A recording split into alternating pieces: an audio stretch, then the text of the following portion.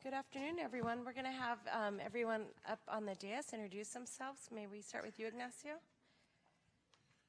Ignacio Guerrero, Director for the Department of Child Support Services. Bob Minicucci, Social Services. Good afternoon. Rob Coelho from County Counsel's Office. Cindy Chavez, Member of the Board of Supervisors. Dave Cortese, Board of Supervisors. John Mills, County Executive's Office. Great. And first we'll begin, but first let me apologize for being late. So let me start there. I'm glad to see all of you here. Is there anybody here who would like to speak to an item that is not on the agenda under public comment? Kathleen, are you public comment? Okay. So no one? All right. Then we're going to move on just to our agenda. We're going to defer item 4 till our next meeting, and that is the animal therapy item. And then let me just look for a minute. And on on item number 8 and 9, I have just a couple quick comments on them, and if you're comfortable with that, we can move those to consent also. That's fine. Okay. So item 4 is being deferred at the request of the department, and I'm looking forward to their report because this was about animal therapy in the ranch. I'm really looking forward to that. And then if we could move to item 8, which I'd like to put on consent, and just ask that I really appreciated the staff's response and wanted to thank the department for doing that. What I'd like to request is that oh, I'm sorry, I went to item 9 first. I apologize. On the response to JWU, item 9, I wanted to just say how much I appreciated the staff's more thorough response. And I wanted to ask Bob if you wouldn't mind giving me your thoughts on the best way to look cumulatively at the recommendations and the timing at which they get addressed. And we don't have to do that today, but I wanted to accept the report. I thought there was a lot of headway, but I didn't really know the best way to follow up. I'd prefer to get that from you. Yeah, that's no problem. Great, thank you. And so whoever worked on the report, thank you. It was easy to understand. Item 8, and this is the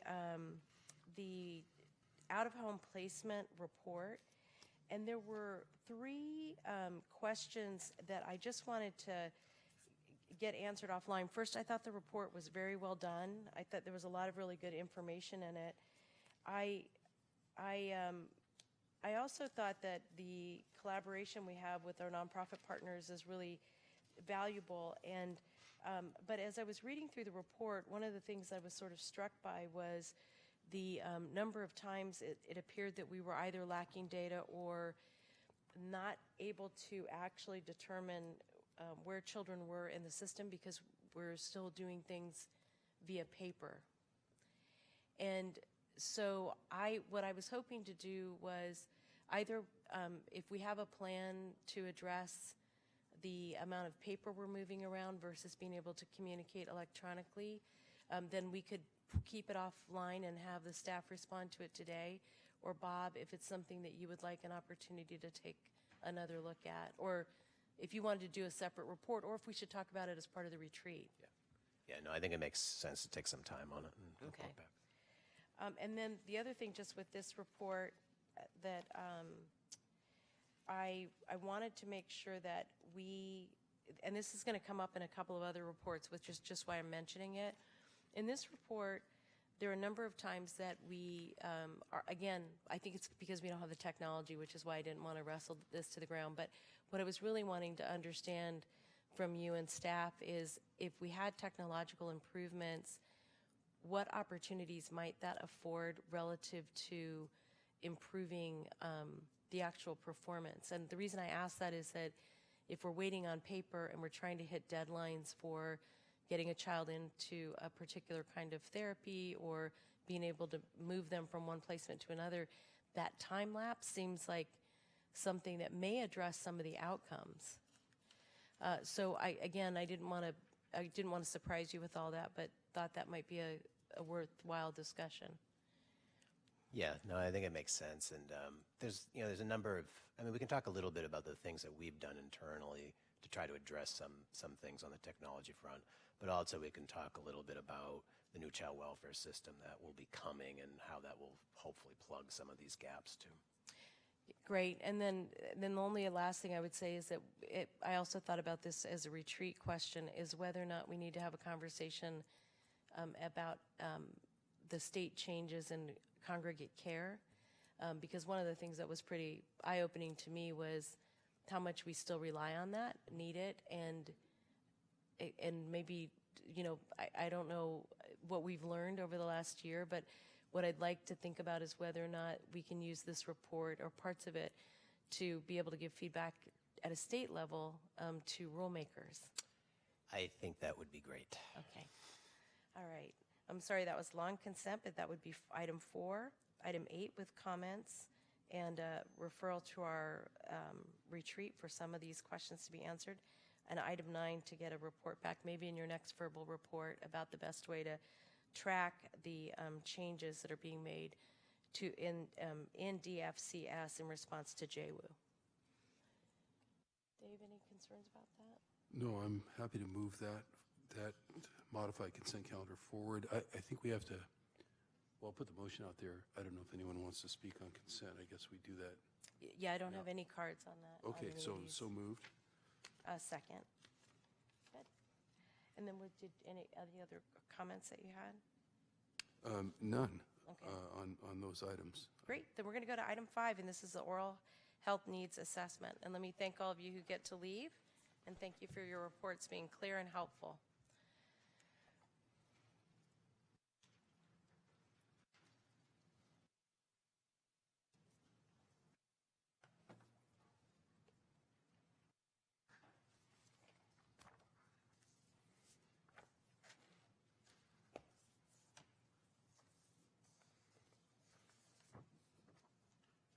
Welcome. And please introduce yourselves, and then we'll look forward to your report, and then we'll ask questions. Can you make sure that mic is on?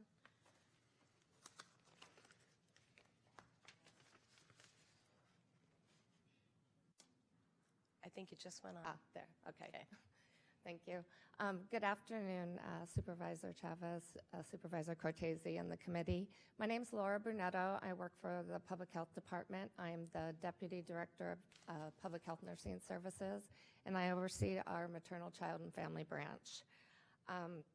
Joining me today, we have a number of partners, but I have Angelica Diaz, our Oral Health Program Manager, and Dr. Pendekar, who has been one of our partners in the effort. We also have others here sitting behind me. We have Beverly White-Macklin and Tammy Bowe from Public Health Department, Lucy Sloan from Ambulatory Care, Kelsey Pennington from First Five, and Kathleen King from the Healthy Kids Foundation. So that this has definitely been a joint effort.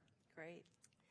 So thank you for the opportunity to present on the oral health assessment. What we're going to present today is a small piece of it, but I do believe that all the supervisors have received the full oral health report, but we're focusing on a small portion of that today.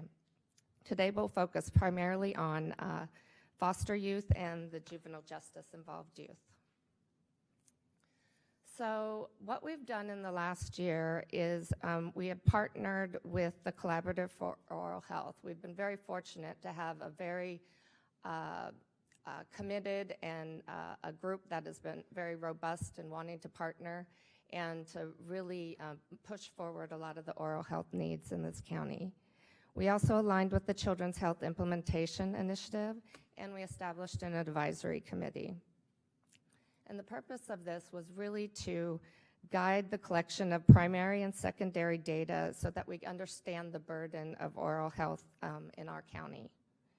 The data was then used to convene stakeholders and identify specific focus areas and priority groups in a strategic planning process. And I'll go ahead and turn this over to Angelica to provide more details on our findings. Thank you. Hello. The information I will be providing will focus on the barriers to care and utilization of dental services. Overall, in Santa Clara County, 59% of child welfare involved youth received a dental exam the last 12 months from January through March time period, with exception of white youth by comparison who have a lower rate of dental services. During discussions with key informant interviews and during focus group participants, key barriers to care for foster youth were raised. These included, normally youth ask for assistance with scheduling appointments and transportation and often miss those appointments or are very late to the appointment. Due to changes in placement, it's difficult to maintain a dental home. We learned from former foster youth that they're apprehensive or fearful of seeking services due to past trauma or past negative experiences. We also learned... Pardon me, when you said past trauma or negative experiences with a dentist? With dentists. Like everybody else, right? Oh, that's interesting. Thank you. You're welcome. We also learned that they perceive dental services under Medi-Cal or with voluntary dentists as low quality services. And there's also concern that caregivers don't have the information needed to provide youth with education on oral hygiene practices. Regarding juvenile justice involved youth, approximately 25% of the youth in custody need dental services at any given time. Youth receive a dental exam when they enter custody, but there's limited capacity to provide all youth ongoing preventative services.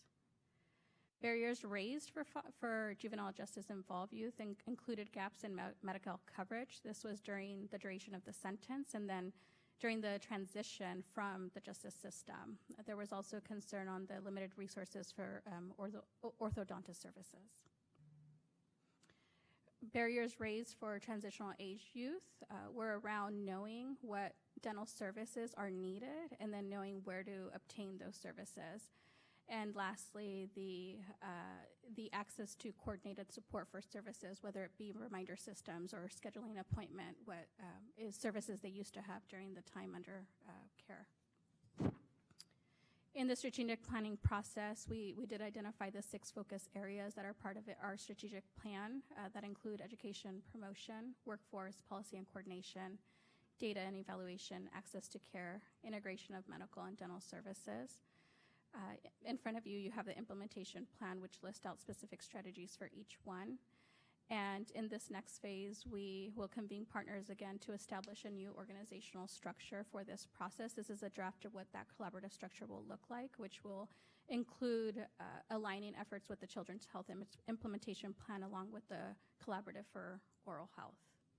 I'm going to turn it over to Laura to talk about next steps. Okay. So in front of you, you have outlined some of the timeline and the next steps that we're planning on moving forward. But I did want to point out that one part of this assessment was that we actually did an environmental scan that really took a look at some of the assets that our county has also. Like I had mentioned, we have a strong collaborative who really wants to help move this work forward. And we do have a lot of strengths, and there's a lot of good work that's already happening. The Santa Clara VMC Dental Network, which includes Spark Clinic and some of the community health centers. There's been a lot of work in the Spark Clinic just even over the last 6 months or so that was after some of this data had been collected. And so there's been a lot of efforts that really co-locating the dental services with the clinic, getting streamlining appointments, getting dental appointments the same day as some of the other exams, and really trying to reduce some of those barriers.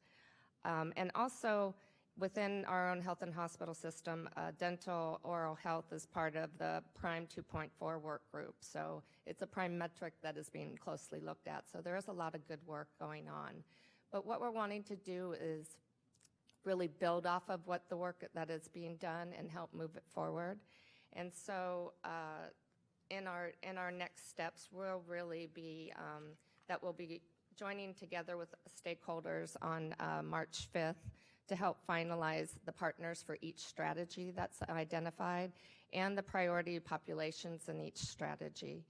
We also want to establish baselines and set measurable outcomes, and then really take a look at where do we need program development, where might we need expansion or enhancement, and take a look at all those areas. We also have a lot of good work going on with the Healthy Kids Foundation that has been really doing a lot of screening in our schools. They've been very present there, and we're definitely building on that partnership. Great. Is there anything else you wanted to say? Dr. Bakar, I didn't want to interrupt if you wanted to add anything. No? You're all good? All right. So, I just wanted to say that, all of the strategic plan objectives that Laura just mentioned, we are working very closely with the state or Office of Oral Health and the state dental director. And the Collaborative for Oral Health, one of the partners is the Santa Clara County Dental Society, which is about 80% of all dentists that practice in Santa Clara County are members. And so we are hoping that that would, through that partnership, we'll be able to greatly improve the access to providing the services to the underserved populations in the community. thank you. We have one speaker on this, so maybe we could take Kathleen and then you and I could ask our questions. Come on up, Kathleen.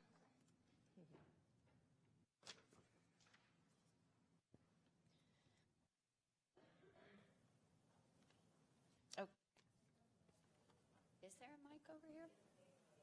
it's a magic mic, so to speak. It's just my big people voice, huh? Yes.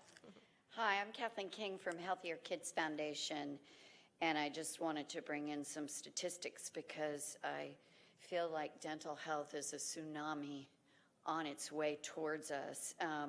We have now screened 61,000 children in the last 5 years, or 61,000 dental screenings with licensed dentists, and the dentists have a calibration procedure, so we're pretty sure that the data is saying in 15, 16, 25% of the kids we were screening got an urgent or emergency screening result. And emergency means infection, pain, or severe cavities.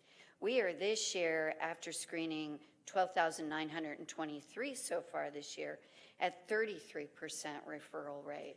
And the worry is that the emergency rate continues to go up. So in 15-16, it was 15% of those that got a referral, and now it's up to 29%. And so we think approximately 2,000 children go to school every year with pain.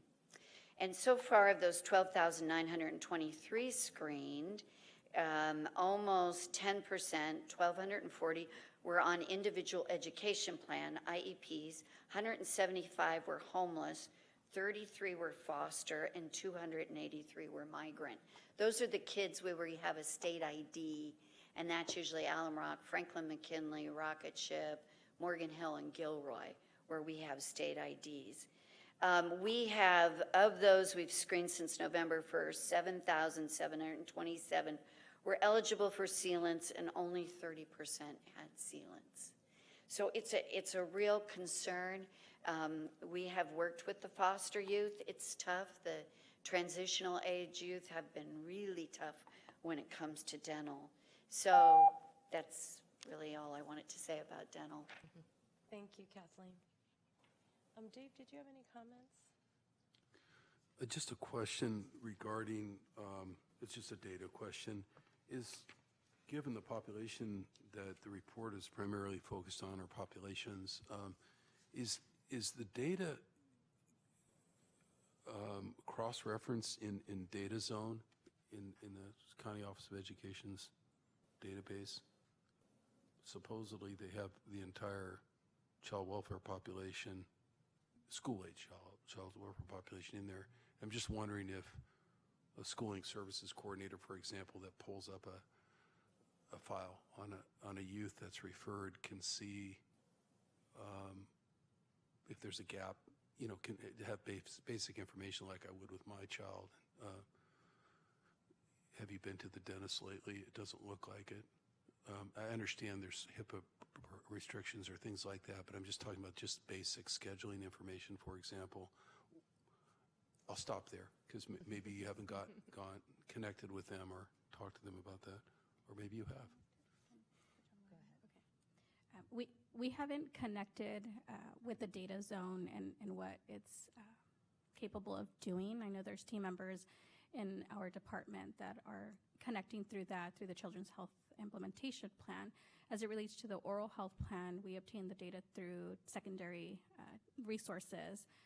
Office of Education at the state level was one of them, and then locally it was through primary data collection, through focus groups, key informant interviews. Yeah, if there's, it's always hard to say how much data they have over there because they also have some San Mateo County data, but combined with the two counties, the last time I was at a meeting with them, they talked about having 250,000 files. So that may have grown a little bit more because we've been in partnership adding schooling services districts that I know schooling services tries to require them to upload their data or at least be members of the data trust. But that data zone piece, I forget the name of it, that deals particularly with the foster population, for example, is I think it's otherwise pretty comprehensive in this county. They feel like they have everybody's file. And again, even if there's just a cross-reference in there so that a schooling services coordinator, I can't pretend to know exactly what functionality, or operationally what that would look like exactly. It just seems to me, though, that, as I said earlier, a schooling services coordinator that gets a child referred in who's maybe exhibiting some behavioral issues, manifesting something that could be any number of things, could be exactly like the testimony we just heard. It could be something that's just directly related to pain, and these kind of issues. And it just seems as if they could even have a modicum of data connection in terms of trying to figure out if that might be an issue. And I also believe, I know the county council would be more informative on this, that the system is set up in a way that if the parents are brought in for a parent-child session with a schooling services coordinator, that they can get voluntary waivers or sign off on things like confidential information. So anyway, I would just encourage you to, it's a very comprehensive report, and it's got a lot of data information here, so I'm not trying to throw a curve at you. I'm actually just trying to suggest maybe that's another place to go to try to get connectivity between the school sites and this work that you're doing. Thank you. Yes, Doctor. So one of the pushes is to collect the kinder oral health assessment data, Supervisor Cortese, and that's being done in other counties too, and that's where there would be some kind of a formal MOU between the Public Health Department and the school districts to actually go in and collect the kinder oral health assessment forms, and that's the data that then gets uploaded to the SCORE system, which is the statewide system that collects the information on incoming kindergartners. And that's one place where we can find out whether there is an opt-out by the child because they don't have a dental home, or if they did not get a screening because they didn't have a dentist that they can go to, or because of lack of dental services in that area. So that's one place. The COHA assessments, as we call them, is one place where we are trying to collect that information moving forward. Yeah, I think that's great. I think fundamentally the way that our schooling services tries to work is to link folks up to any number of services, including the multitude of county agencies and departments, plus some nonprofits or offsite resources. It's a diversion / resourcing kind of intervention almost in some cases, but it just seems like a flagging of some kind. You know, the flag that pops up that says this child has, you know, some caseload data at the county relative to dental might also prompt just a basic inquiry. I think that's what comes to mind for me as a parent is just of kids, especially as they get, you know, a little bit older, teenage years, is what's going on with your dental health, and I think that can ultimately- happen. You know, that could be a cause of a kid acting out, I think. Absolutely. And I think ultimately the goal then is using this data, this primary data then, is to develop school-based co-located services for oral health on the school sites. And that's where we are eventually going towards, is that end goal, so that parents don't have to take children out of dental schools to actually provide, to get them to see a dentist, if you will. Yeah, I that's mean, that's the end goal. That's one of the beautiful. objectives. But yes, you're absolutely right in terms of getting that flag for what else might be going on. And I think there will be a lot of opportunities to partner with School Link Services, schools. I know working with the schools is a big priority at the state level, and that's their expectation, that the oral health plan will be moving forward in that direction. Well, I'm on a mission to link everybody up with schooling services. In case you're wondering, you may have heard me say stuff like this before, but they're great at brainstorming over there, and UC Santa Cruz is involved in all kinds of people that understand the system and how to maybe, you know, use at least the minimal amount of connectivity to start off with, just so that there's some visibility that there's, you know, dental caseload going on. You know, again, it's just, for now, what you're talking about is almost utopian compared to what I'm talking about. Just, hey, not only is there a flag here, but you're going to go right down the street and right down the hall and get your dental care right now. Hopefully we get there. In the meanwhile, just something that, you know, that flags it would be wonderful. But I think you'll find, if you haven't talked to them, they're great at brainstorming that kind of stuff over there. So, good. Thank you.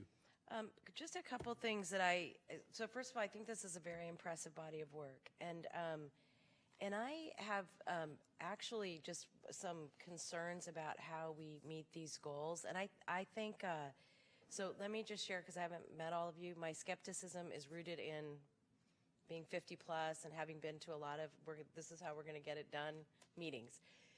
And when I looked at this, I thought the broad goals were fascinating and important, but I was trying to juxtapose that against the other information that we've gotten. And as a matter of fact, the Department of, I think Francesca gave us a report that just looked at the total number of dentists that were available for kids. And so I know you had a part in here that looked at workplace, but what I'm sorry, work pipeline. But here's what I want to make sure of. I think having a long-term goal is righteous. I think having a short-term mechanism for getting with kids and really being able to navigate them through the system goes under the category of sort of not optional as it relates to the kind of, I think the kind of cost we're going to be looking at ultimately. And I just wanted to reflect on one thing that Kathleen said, and that was, you know, one of the things that's been odd to me and I think this is really more with dental health and eyeglasses, and I think it's more cultural, and I don't even think it's Latino or Vietnamese, although all of our communities have some different take on this. We seem to understand the doctor, and the dentist and the eye doctor less so. And in particular, I think with the eye doctor, I think there's a little bit of no, they'll grow out of it. Like, we have a lot of urban legendary that, you know, that's just not good. And so what I would really like to see as a more immediate step around the is really what we're going to do in the short run. Like, what's our plan next year and the year after? And I just want to go back to Francesca's report. And I don't know if you've seen this report that she brought to us, because we were really focused on foster youth. Have you had access to it? The timely dental Yeah. report, yes. So there were two things I was struck by in that. One was this idea that we just didn't have enough dentists, and that being not an insignificant issue, and the other being this idea that that the way we handle appointments and the transportation to those appointments, like the thing that I'm going to be really very focused on is access. So, for example, we're going to talk on item 6 about leveraging mental health services. I know we have services. Where's the access? I mean, how many slots do I have? How can I get a kid there? How open is it? Frankly, how far in advance do I have to make it, especially if I have a child that's in crisis? So, if you wouldn't mind, if you've already thought about this, I'd be interested in understanding what your thoughts are about the more immediate, intermediate steps. And then the second thing is, I remembered I had a conversation with Valley Medical Center, somebody over there, maybe about 2 years ago when we were trying to get a big grant. Might have been a year and a half ago. And I don't think we got the grant. No. And was it a planning grant? Or was it an implementation grant? It was the Dental DTI, Transformation Initiative. The DTI grant. It was an implementation. But we didn't get funds for that, though, at that time. And how much was that? It was big. It was millions. Yeah. And Yeah, that's kind of what I remembered too. It was a huge amount across the state. Our county didn't get it. But one of the things that did happen because of that was I started the Collaborative for Oral Health. Oh, wow. Because I thought that there was this need in our community that we needed to have a concerted effort to improve the oral health status in our community, and definitely access to care is one of the sub-goals of that collaborative.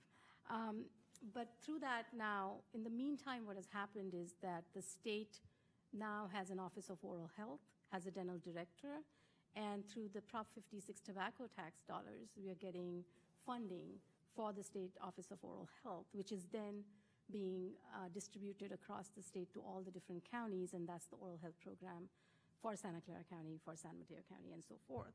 And this work that you're seeing is happening through those monies, if you will. So how much money is that? And is it primarily planning money? So there are certain restrictions. I mean, you cannot use the funds for direct treatment, but you can use the funds to develop infrastructure for educational purposes, for preventive strategies. So there's a whole lot that you can do with that amount. You just cannot use it for directly treating somebody because it's public health dollars. So let me just tell you, when I read this, the thing that was screaming in my head, and it's going to be in the next report too, access, access, access. And second, now, access now. So what I'm really going to be interested in is if you can help me understand how this plan addresses those two issues. And if it doesn't yet, that's okay. That just means that you're still at this level. And what I would just want to request is that, well, let me ask you, is there an intermediary and the question, my big question is, how much is that? So if I may, so the plan goes on, the funding goes on for the next 4 years. So until 2022 is what most counties are going to receive the funds through Prop 56. In Santa Clara County, I believe we are receiving $410,000 per year. Great. The State Office of Oral Health is allowing us to roll over those funds, so we can use them throughout those, potentially through the end of those 5. It's a 5-year term. To answer your question, yes, there is a huge problem with the actual number of dentists that are available to see the Denti-Cal population, if you will. And the reason is because historically, the reimbursement rates for Denti-Cal are very, very low. So there are some things that are going on at the state level, and one of them is they're looking at increasing the amount of reimbursement. So starting July 1st of 2018, Medi-Cal has actually gone ahead and done that. So some of the services that are the most commonly used services are actually now being reimbursed at a higher rate than they've ever been before. The other thing that's being done is that there is a supplemental Denti-Cal amount of money that's going on every year. to kind of supplement and pay additional amounts for exactly those service scores. So those two things are happening on a statewide basis. Now, to answer your question as to what are we going to do locally in terms of improving access, I think the way the plan is structured, we are starting with the prevention and the education part. That's where we want to focus to start out with, because we are hoping that will help prevent in the future the need to actually have those kind of services, the need for the services like emergency care for dental, because we are hopefully going to prevent those cavities and those urgent kind of situations from developing. So do we have a plan right now to have additional X number of dentists to sign on? I don't think so. But we are hoping that through these efforts, we can bring those dentists to the table. As I said earlier. So so thank you. And let me also thank you for doing the statewide work. That is painful. So thank you for being a leader there. Here's what I would like to request. I'm interested in understanding what we need to do in the next 2 years, and I want to just come back to the prevention issue in a moment, in the next 2 years that will allow us to make sure that we are having, for lack of a better word, universal access to dental care in our community for children. And that we are focused on the access question. To me is, because to me, if we can figure out the access issue, even if the lines end up being longer, even if we have to do the pipeline concurrently, we're going to be in good shape. So I'm really interested in understanding that, and I want to know, what would it cost? What's it going to cost for us? And if we need to be out in the schools, what does that look like? What does it cost? Just let's understand. Let's just answer that question as honestly as we can do it, or with as much knowledge. Not, so that's number one. Number two is that on the prevention, I think that's right, that as a county, we need to have a much deeper look at all the preventative things we're doing. I feel like we are bombarding the public with, don't eat sugar, don't be chubby, go for walks, but don't bully, and I'm really wanting to understand, where are there opportunities for us to do comprehensive preventative work that really do lean on each other? And let me just go back to this issue about people not thinking about their teeth or their glasses or their eyes, particularly for children. If we have a population of people that are gonna, as we're getting young parents ready, we have them sign up for a pediatrician right away. But I had a really great pediatrician who told me right away, like, when you're giving your baby juice, your child juice, cut it in half with water. I thought we weren't supposed to give babies juice. I was confused by that. Mm-hmm. And I read everything. I was the most neurotic mother. Well, there's some in here that I'm sure equal me. But, so my only point is that I think this prevention idea and leveraging prevention across a number of areas is something that we just have to be ruthless about. Because I think we're spending a lot of money, and I'm not sure, and we don't have a lot of money, frankly, on prevention. It'd be great if we were spending it that way. But since we don't, how do we align these programs so we're able to talk to parents more comprehensively and help them be successful? Because I really didn't. My mom's a preschool teacher, and she came. I had my son, and she came and stayed with me. As a new mom, you just don't have the confidence, and you feel so exhausted and overwhelmed. The easier all this feels, like it's just natural, right? Like, I didn't know how old to take the baby to the dentist. Right. Actually, Kathleen, I think you made me take Brennan. I'm not sure. He was little. I'm like, he has no teeth. What am I doing? Anyway, so access now, cost, what would it look like, given that we have few resources on the doctor side? And then how do we really leverage prevention in a more local and more meaningful way? Those are two things I'd really like to dive into. And I will ask Amy to follow up with you all about the best way to do that. And, otherwise I am really excited about the report overall, and I do think we need to have these long-term visions, but we have a lot of kids with, and I know why they don't want to go to the doctor. If the first time you go, you have cavities, if the first time you go, it's terrible and you're not learning how to brush your teeth, that's, distressing. Yeah, so. So I would like to personally invite you to come attend one of the collaborative meetings. I've talked to Supervisor Cortese before about it as well. We'd love to have you. You can come and see what work we are doing Happy to. in a different environment rather than the board chambers. And you already have the report and you have the strategic plan that you can look at. But you'll also see the different stakeholders that we do have at the table, and how they are all motivated to move this forward. So, And you know what? I don't, I don't want my response to this to be interpreted as anything that's not rooted in hope and optimism. I think the reason I keyed in on this so much is we're having such a challenge with foster youth that I've already been really steeped in it. And also, I represent the downtown, the east side, and the southeast side of San Jose. Sure. So all those poor children we're talking about, that are some 2,000 of them that are going to school, most of them are in my district with pain in their mouth. And I want to, and also I recognize that there's got to be a short and a long term. But I'm sure if I'm able to, I would love to come. And I really, really appreciate the invitation.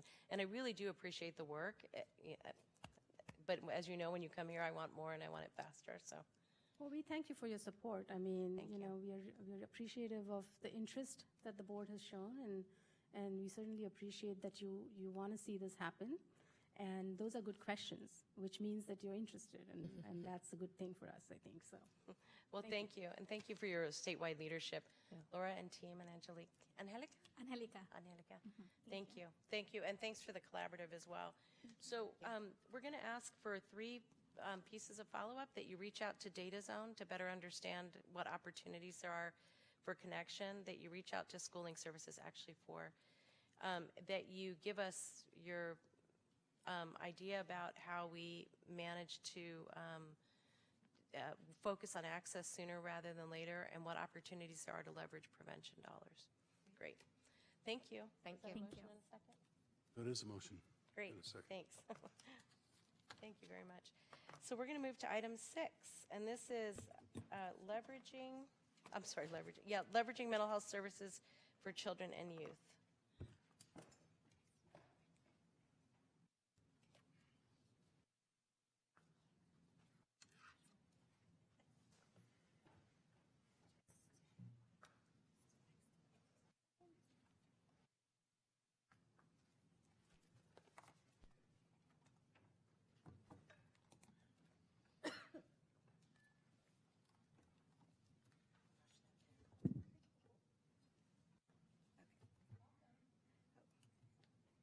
Good afternoon, supervisors. My name is Mariel Caballero, and I'm the Deputy Director of the Probation Department. And today we have a joint response from Behavioral Health, Department of Family and Children Services, and Probation. And I'll let my co-presenters introduce themselves. Good afternoon, Moretta Juarez from Behavioral Health Services Department, Division Director for Family and Children Services.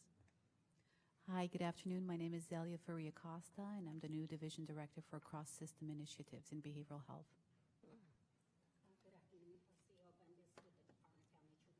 Overseeing prevention programs as the manager. Could you say your name again? Rocio Oh, Abundis. Rocio, yeah.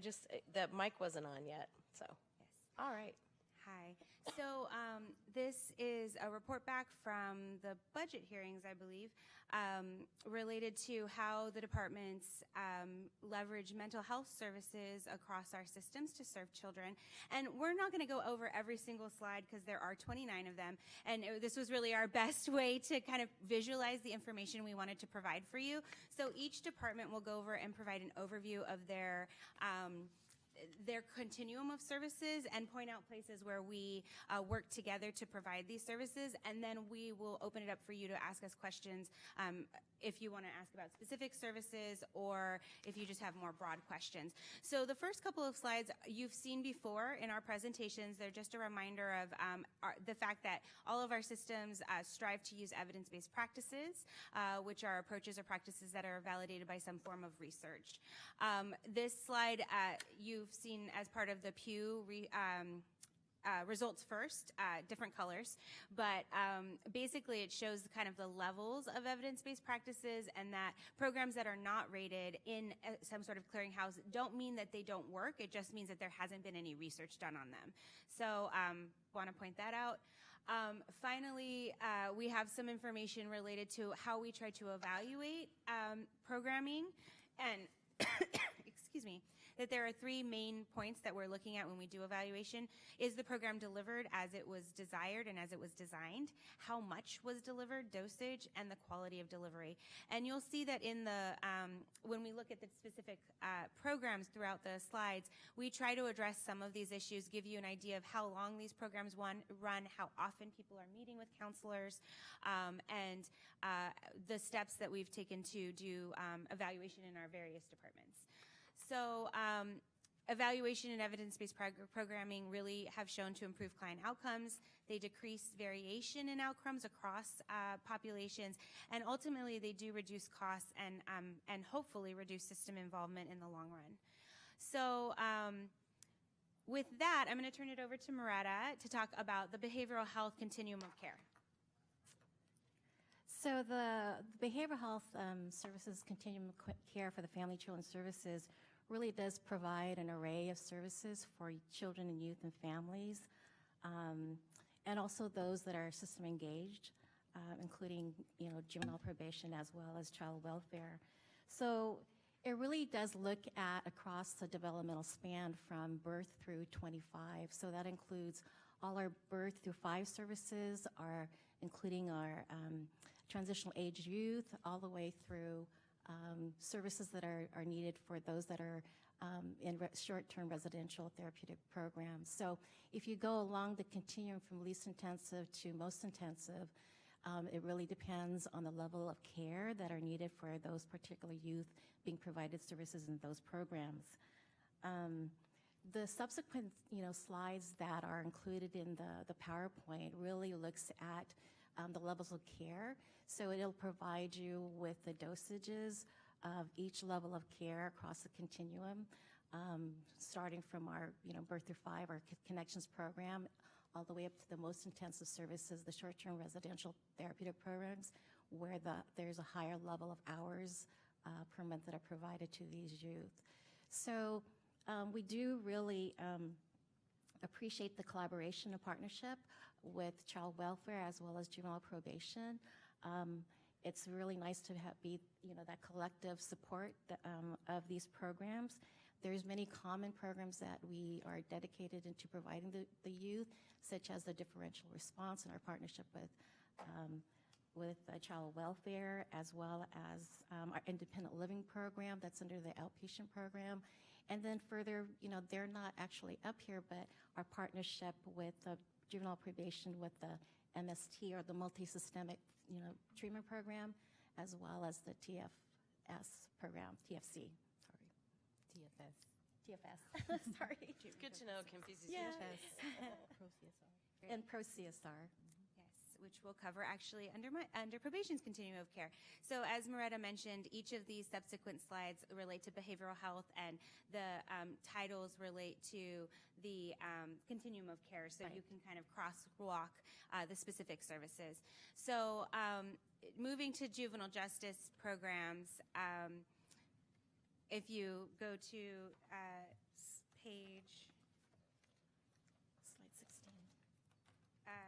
page 35 of your packet.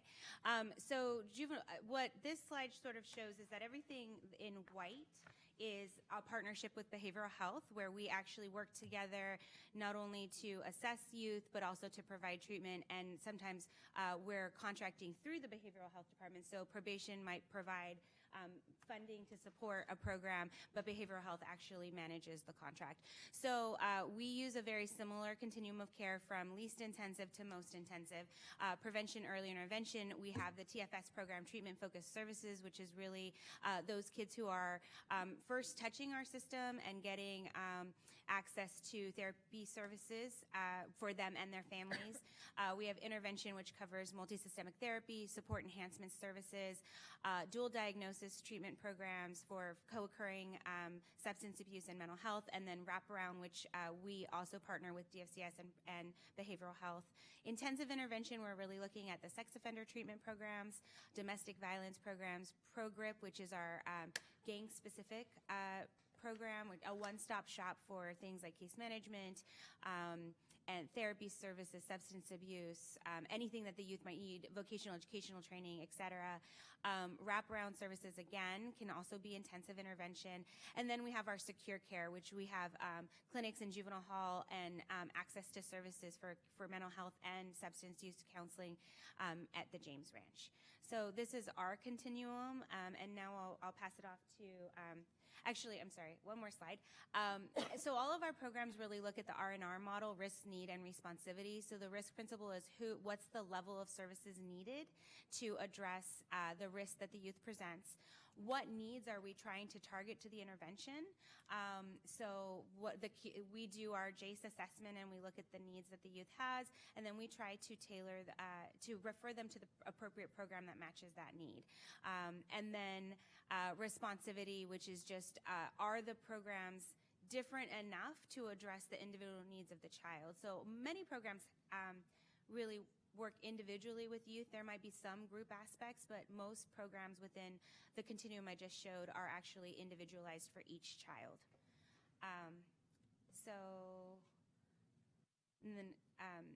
This is some data that behavioral health provided related to the youth that were served in our joint programs. And so in juvenile hall, there were 485 youth that were served. In James Ranch, 128. JPD Aftercare, 68 youth were served. We had 43 in SES and 43 in ProGrip. Roughly 20% are female and 80% are male in the programs. And very similar to most of the data that you see when we present, we have our top 6 zip codes. Always included in the top 6 are 95122, 95116, 95111, 95020, and 95127, most of which are in Supervisor Chavez's district. So that's where we're serving our kids. And now I'll turn it over to Rocio. So I've been here before speaking about cultural brokers, so I'm not going to go into detail, but what I wanted to mention is not on the continuum that was shown earlier is cultural brokers, and yet the cultural brokers really, although very new, have played a very key role in helping families access behavioral health services. And so that's really the emphasis of what I wanted to share. It started in 2016, so it's still very new, but results are very promising. And we continue to partner with 4 agencies, with ICANN, Unity Care, Conexión, and Caras. Okay, I'll let you click. Maybe I'll do this to you. So their role continues to be about helping families better be connected with culturally relevant community services, including behavioral health, and assisting families in better navigating the child welfare system and understanding the system. They've also given opportunity to honor families' unique strengths, potential, and ability to self-advocate through cultural humility and respect, which is very consistent with our child and family practice model values as well. Oh.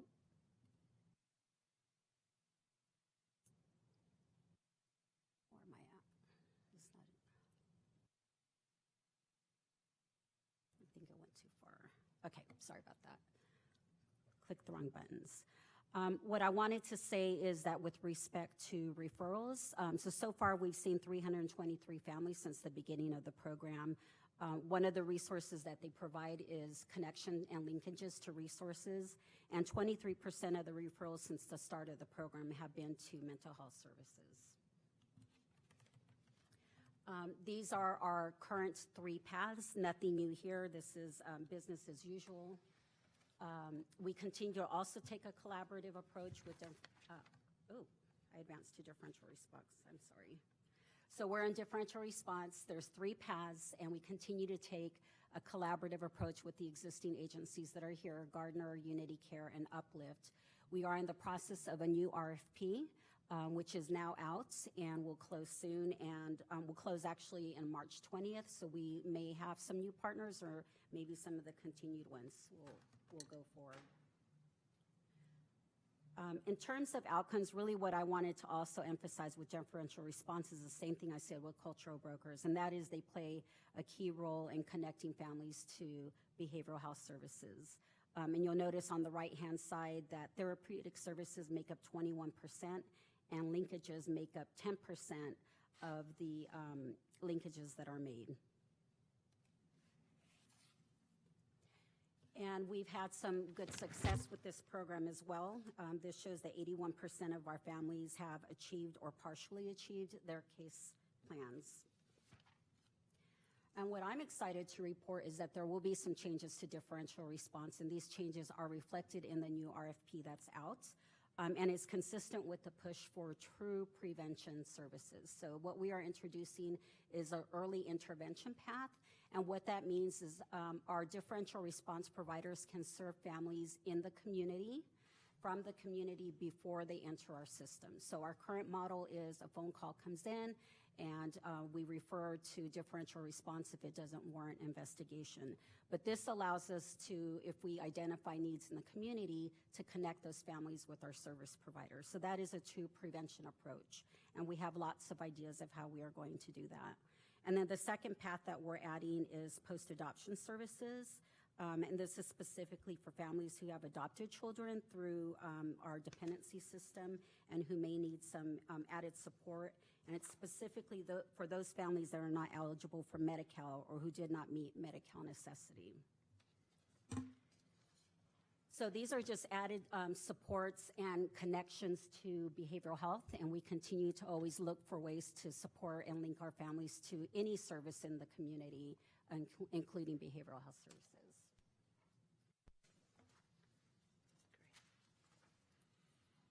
We're all good? Dave, did you have any comments or questions? Yes, thank you. Question, I have a couple, at least one very specific question, and that is regarding the RAI scores and the risk analysis. So we get a very excellent dashboard report from probation daily, basically, in our offices, and I've never until this moment really had much need for any other information. I look at it and it has everything you would want, I think, as a county supervisor, numbers of incarcerated and some demographic breakdowns and so forth. I don't need to explain it to you because you know the report. But I would like to see that report actually start showing the RAI score. Obviously, we don't have names. Those are the reports are just in numbers, categories. But to somehow indicate, and I know we've gotten that information from you as an office from time to time, how many of the juvenile hall population have a score of thus and so. And I know even in preparation for this meeting, we asked a couple of questions like that. But it'd be great just to include that on the dashboard. Do you think that can be done, at least in general terms? There's 8 at this category, 0 to 6, or 12 at 7 to 9, and I'm not sure if anything much more on a dashboard would make any sense. But if anyone did want to ask a question, like, oh, how come there's 12? There's that many in the 0 to 6 category. Obviously, that could be done by phone call or email or whatever. It, in the true sense of a dashboard, just would queue up the opportunity to ask the question. So we're in the process of actually implementing a new case management system, and we'll be looking at all of our dashboards and doing some transfer of data from the old system to the new system. So I'm not sure we would be able to accomplish that before that new system goes live. However, we'll definitely look into what it would take to do that. Either perhaps we do a quarterly report for the Juvenile Justice Systems Collaborative, and we're actually getting ready to do our annual report for 2018, which we'll definitely share so that you can see sort sort of what the trends were last year. And we'll explore the best way to provide you with that information in an ongoing basis through our new system, if that would be okay. Okay. I mean, timing soon would be great. And the definition of soon is somewhat up to you because you're the one that has to, do that work, change the dashboard. But if it's possible to do, I just think it would be useful information. I'm not sure how often it would trigger a question, but theoretically, if all of us weren't here 5 years from now and somebody was looking at the report and it said there was a spike or something like that, just in the ordinary Q&A that can occur when that happens, I think it would be useful. And I'm not suggesting that happens or would happen, but I think most of the time we look at the reports and everything is sort of steady as steady as she goes. Is that the term, the naval term? But it's just we look at it and there's a lot of very typical patterns, sometimes reductions in numbers that are very encouraging, promising, that type of thing. We rarely have specific questions, but once in a while when something's moving or creeping up on the dashboard, I find myself circling and asking my staff, find out about this. Is this a trend or is this just a blip? That type of thing. This would be helpful. Thank you. I really don't have any other question. I have some thoughts that have more to do with some questions that probation helped us with in preparation for this report and this meeting that have more to do with intake process in general. And I have some thoughts about how maybe to improve that process, but I don't think my thoughts are really ready for prime time. And it's a little off today's topic, but I do appreciate you answering all those questions, because we get an item like this sometimes we get a little expansive in our prep work and our questions. But the information was very helpful, and it has spurred some additional thoughts on my part, which we'll just bring up later or do it, in the normal course of events off agenda. Thank you. So thank you, and I recognize that a lot of work went into putting this report together, so I wanted to just say thank you to all of you for that. On the slide that you gave us that says Family and Children's Division Coordinated Continuum of Care, what I would really like to see is this chart with the number of slots that we have available, along with any waiting lists that are in any of our areas of services that we provide. If there's a particularly targeted population, just put that in parentheses, because this question isn't consistent across all of our services. For example, if someone is in James Ranch, I'm assuming we're responding to everybody in James Ranch, and if we're not, I'm assuming someone would be telling me we need to do something about that. But for all the other services, it's hard to know the answer to that. And then the last question would be how they access the service. And even if it were just a big, I don't need another report.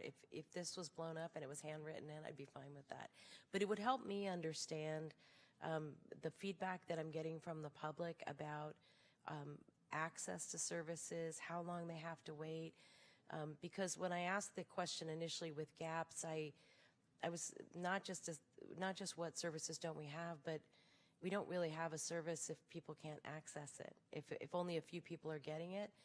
And that may not be true, but the experience that I'm having with constituents is actually that it is really true, and it's difficult to get an on-ramp. And I'll just give an example of what prompted my question about this back in May, and that is that I had a friend who had a child that was in pretty significant crisis, and we both got on the phone to find a psychiatrist, because she was referred to two psychiatrists that didn't have openings for 6 months. And so, again, I am certain we're providing high quality services to people who have access to them. but we do have a gap, and maybe gap's the wrong word, but we have, if we don't have access, that's not a service provided. So, and really, the refresher on all the work that you're doing was really helpful. It was actually, I read your reports separately, so it was good to see them all in one place, over the course of time. So thank you again for the work, but just like seriously, blow it up, handwrite it in, and where we don't know the answer to that, that's okay too, because that just speaks to, we got to know the answer to that, and then what do we do to do that? So I'm not, this is not a gotcha thing. It's really genuine.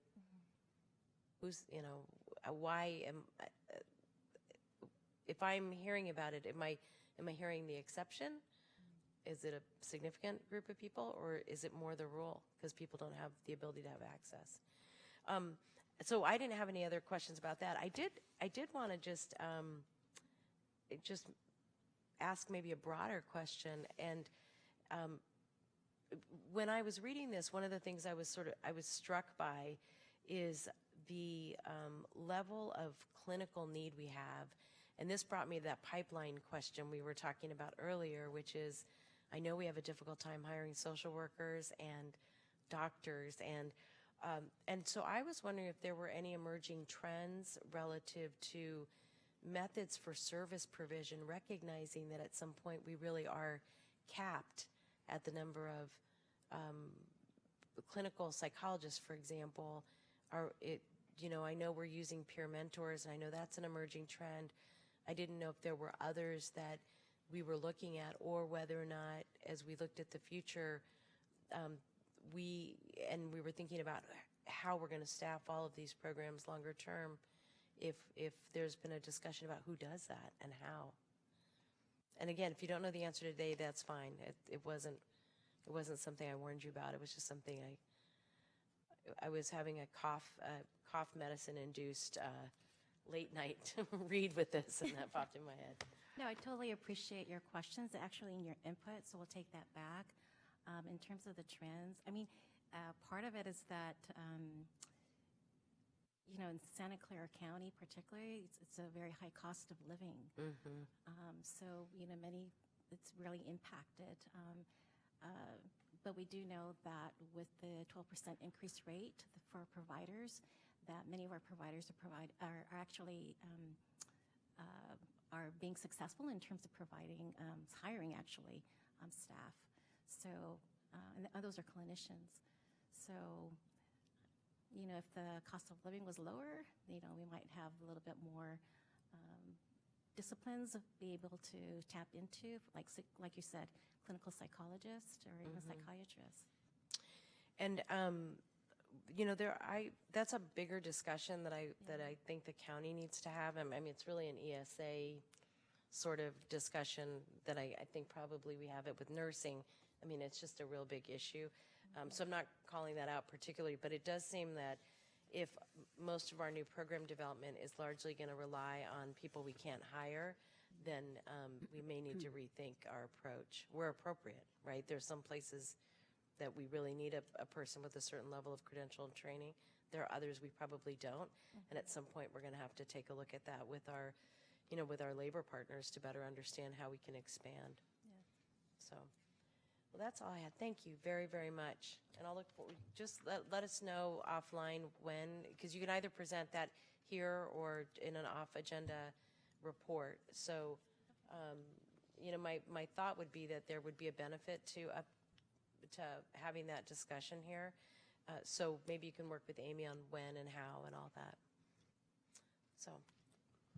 Let's move to accept the report or receive the report, whatever the... All right, and I will second. Okay. Great, thank you very much. We'll now go to item 7. Dave and mine's other favorite. We're going to get an update on the VASC.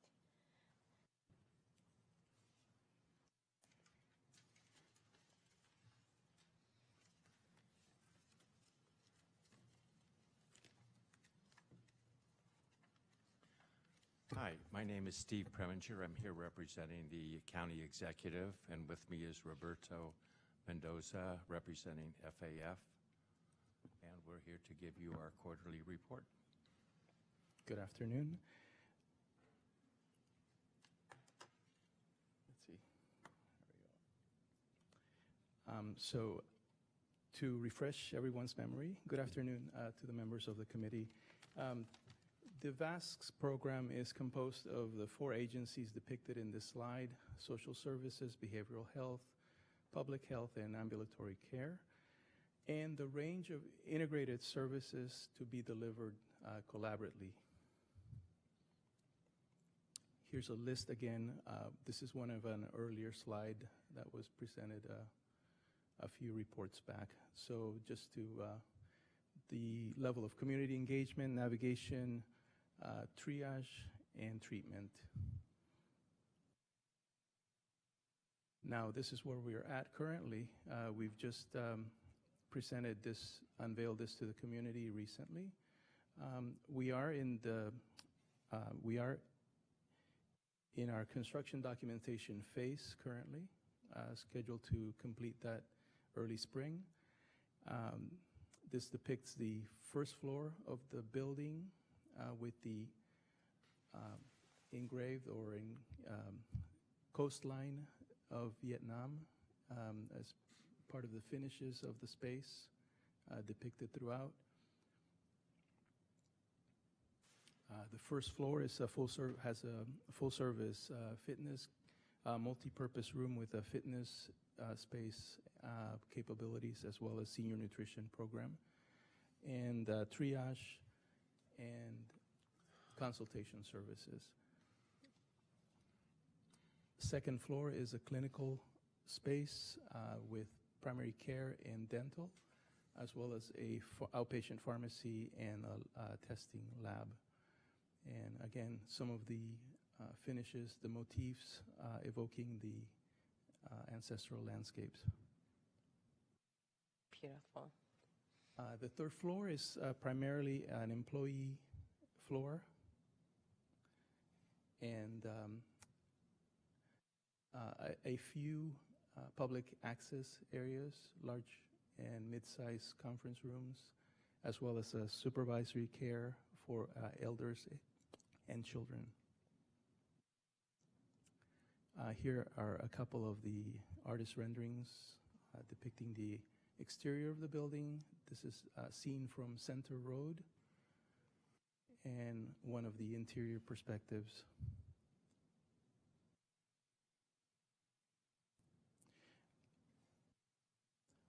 Now, facilities and fleet and the architectural team have been soliciting continued feedback from the community in an ongoing dialogue. We've just had our third community engagement session this past Friday. It was a big celebration, and we look forward to groundbreaking this later this year. We're thinking early fall, late summer timeframe. Maybe we can hopefully speed things up. So look forward to reporting next on the end of construction documentation and the beginning of construction. Excellent. Dave, did you have any comments or thoughts?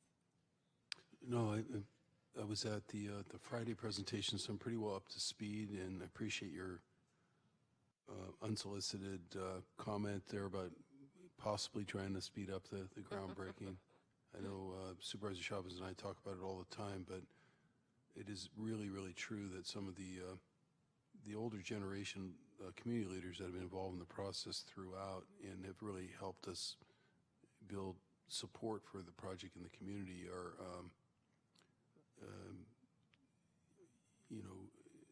having a hard time, disabled, and we just want to make sure that they can at least enjoy the groundbreaking and hopefully the building, but the groundbreaking. So we're not putting that pressure on anybody that's trying to make sure the project gets off to a good start. It's just trying to explain why there's so much energy behind getting started sooner rather than later. It's almost it would almost be like if you're doing a project a couple of years ago for World War II veterans, and it wouldn't matter in some sense, as every day went by, how fast you were trying to go. You'd know that there's just one more or two more people that just aren't going to be there for for the groundbreaking. So that's all I have to say. And again, I'm saying that in a spirit of appreciation for your willingness to continue to try to advance the project a little more quickly. And thank you both for your assistance with the public event on Friday night. People were so excited. I mean, joyful. And Amy, great job on that. I wanted to just give 4 pieces of feedback to the architecture. One is that I am very interested in making sure that the side that's on Center Road looks more like the front. If we can do that, I haven't seen. I don't think I haven't seen the liveliness of the Center Road side. And so if there are some good pictures of it, I'd love to see it. But what really part of the reason is we've gotten so much feedback from the neighbors that I think having a beautiful face for the neighbors is actually going to be pretty critical. They're upset about the development right next door, but I think once they figure out we're the developer of both, we're going to, there will be more feedback. So just to be mindful of that. Can we put the slideshow back on? Is that? Yeah. So this is the facade that faces Center Road. It is? This is. Oh. So the entrance that you might be looking at perhaps is looking back onto the parking? You know what? I think you're right. And this little driveway does not look Center Roady. So, but I see what you're doing here. Here's one thing I would say on the back side of the building, it's the far left as you're looking at it, that big white space, those spaces, I'm a little nervous just about the treatment of them, more from a graffiti perspective. Back in, I'm sorry, I'm pointing So if you look at where that. let me point there. To that area, you're saying? No, this side. This side here. Yeah, because you that is next to a 7-Eleven, correct? No, I meant, but if that's on Center, that's just a nice big white wall on Center. And I think if we see white walls on that road, okay, we know what happens to them. So it is the side wall. It is the side elevation that you're concerned about. Okay. Yeah. Got it. And mostly just because I want it to be textured, beautiful, so people don't want to mess it up, but difficult for them to do something that expresses themselves. Yeah, of course. And that's just nice. They're just nice sizes, and that got me concerned. Okay. And then the second thing is that I really am intrigued with the roof, and one recommendation I want to make is that we look at whether or not it's possible to bring like an LED kind of lighting to the top of it. And I'll tell you, I talked to the architect about it, and I said, have you thought about lighting up that roof? And the reason is those greens are beautiful, and for festival nights or for even if we're doing events in the evening, or it could be very welcoming to have something that's bright on the top of that building. And I think it makes it, even though it's not a tall building, a signature building if there's something to look at from far away.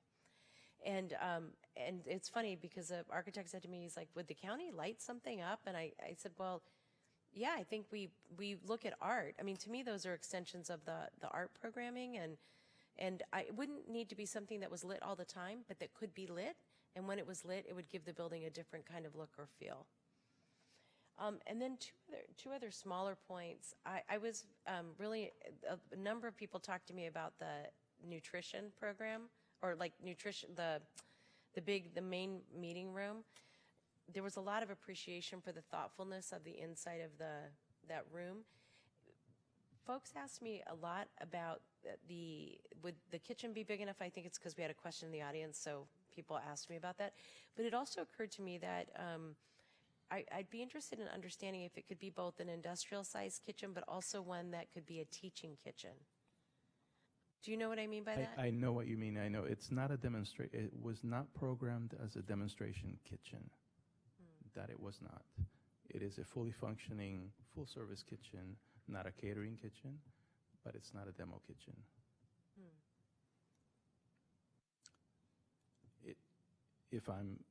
According to the program, it is to support the senior nutrition program. Yeah, I was more thinking about what we've ended up doing now is we're doing a lot of teaching, so people are using less unhealthy ingredients. And what I would be curious about, and there may be a number of ways to do this. So San Jose State, in their new health center, have a really large kitchen. It's not industrial. It's not like what you're doing here, but it has the ability for the wall of the kitchen to open up, and it has mirrors in it so that you can see what's happening, and it's also got the ability to film. And it may very simply be that and this may be something so different, the industrial kitchen, that you can't do that. Make it also a teaching kitchen, but we invested in a bunch of little kitchens all over the place for this exact purpose. So if you wouldn't mind, just take a look at it, and if you come back and say, we didn't find anybody who did this and we think it's crazy, I will hear that out from you. Very well. And then lastly, I wanted to highlight that we are going to need to bring the public art person on board pretty quickly. It was interesting to me, again, to hear, once people saw the building, they were so in awe of it. I have to say the architects just did a great job capturing the public. I mean, really better than I imagined. And as part of that, sort of discussion, I think the arts issue will keep coming up. When do we get to put our stuff in it? When are we moving in? So I'd really like to know when the arts person's coming. Do you know the answer to that? We're in the process of engaging that consultant. Okay, good. Yes, we are. Good. Great. That was all I had. Thank you. Did Thank you you. have anything else? Thank you very much. It's beautiful work. With that, we've received that. We're going to go to our verbal reports.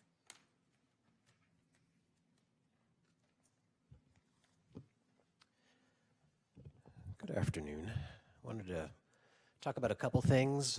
One is just an update from last month. We were talking about CalFresh and the federal government shutdown. Hopefully going forward, the shutdown funding issues are resolved, but there's one thing we just wanted to bring your attention to as a cleanup issue. As you remember, we had issued February benefits early for funding and financing reasons. And for the upcoming benefit month, we will be issuing the CalFresh benefits on the first of the month.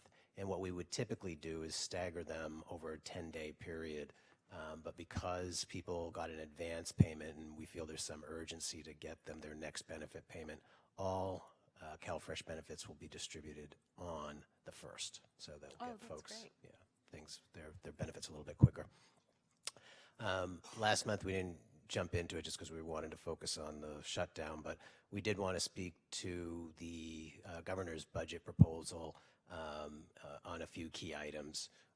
Overall, I think we were pleased that Health and Human Services in general got quite a bit of attention from the governor's proposed budget, and there were a couple key areas where that was especially good news.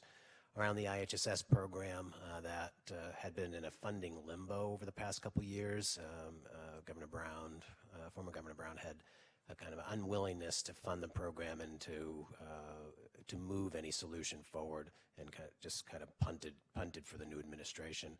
And we're pleased that right out of the gates, the new administration has a proposal to do all of the cleanup. And I would say of all of the issues that we were hoping to be addressed, a good 99% of them are addressed in his proposal. So it really does clean up a lot of the issues we've had that have had IHSS in a holding pattern, funding-wise, staffing-wise, and it's led to decreases in performance in that program. So there's still some numbers that need to get worked out, but there's a lot of good news wrapped around that. It also eliminates some redirection that had happened around realignment funding. We were pulling funding away from the behavioral health system because of some redirection. That will go away. So there's a lot of good news tied up in the IHSS piece. On CalWorks, I just wanted to call out that there was an effort, a 3-year effort, to move the benefit levels to a floor of at least 50% of the federal poverty level. Still not great, but better than where it was. And that process has been accelerated to have that all taken care of in year 2. So that's another piece of good news, especially in times where we know the economics of living here are tough. And another piece that kind of goes hand in hand with that was an expansion of an earned income tax credit-like program and a doubling of that. So there's a lot of great news that we're hopeful. The budget process still needs to play out quite a bit, but we're hopeful with the foundation that the governor has laid that a lot of good things will move forward. And thirdly, I just wanted to mention you had some questions around some of the summer camp programs. I have some information. We'll just get that to you off agenda.